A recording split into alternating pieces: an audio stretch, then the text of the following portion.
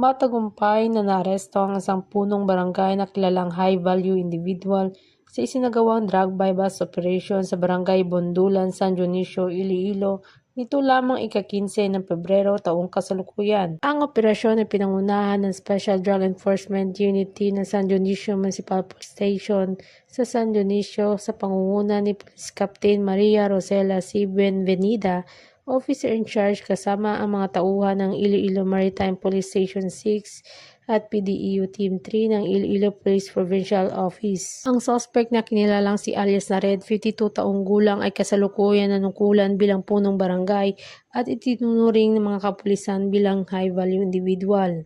Nakumpiska ang 12 plastic sachet ng hinirang shabu, bypass money at iba pang non-drug items. Nasa humigit kumulang 222 gramo ng hinirang shabu ang na-recover na may standard drug price na tinatayang 1,509,600 pesos. Kasalukuyan nasa kustudiya ng San Dionisio MPS ang suspect at sasampahan sa kasong paglabag sa Republic Act 9165 o Comprehensive Dangerous Drugs Act of 2002.